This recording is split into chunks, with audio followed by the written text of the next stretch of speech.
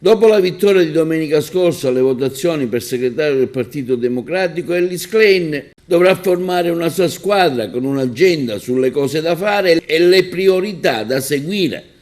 C'è chi afferma che la sua elezione aprirà delle praterie al centro, come l'ex segretario del Partito Democratico, ora leader dell'Italia Viva Azione, Matteo Renzi. C'è chi afferma che il PD continuerà a perdere perché è troppo vecchio, come il giornalista Vittorio Feltri. C'è anche come l'ex fondatore del PD, Beppe Fioroni, ed ex ministro, non condivide la sua elezione e va via, affermando che non c'è nulla a che fare con la nostra storia.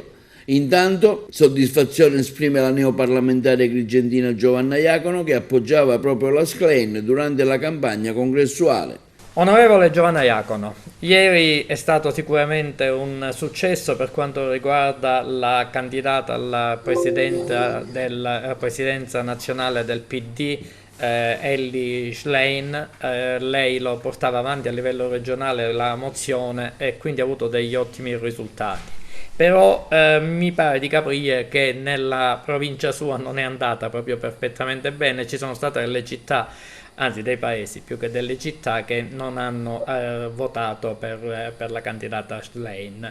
Come se lo spiega lei questo? Io sì, sono stata chiamata da Elly Schlein all'interno del coordinamento regionale della sua mozione e sono tra quelli che ha creduto in questa candidatura fin dall'inizio. Io ritengo anche il risultato di Agrigento un risultato straordinario per tanti motivi.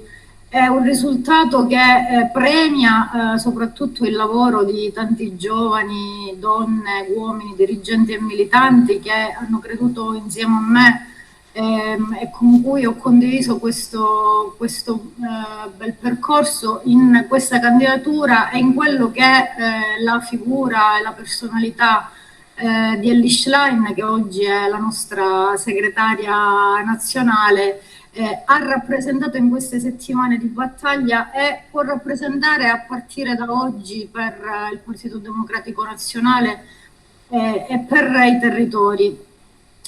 Sì, in certi territori non è andata bene, però dico, parlare di percentuali con un dato che sostanzialmente il dato che ci consegna un risultato che ci differenzia dall'esito di Bonaccini di circa 200 voti. Ci ho creduto fin dal primo momento, sono stata tra le prime a decidere di sostenerla già qualche settimana fa.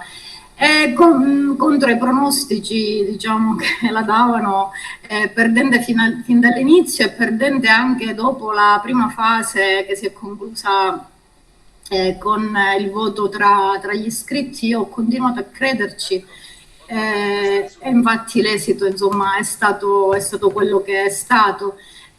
Con Elly Schlein sicuramente si aprirà una pagina nuova per il Partito Nazionale che poi a cascata arriverà nei diversi territori.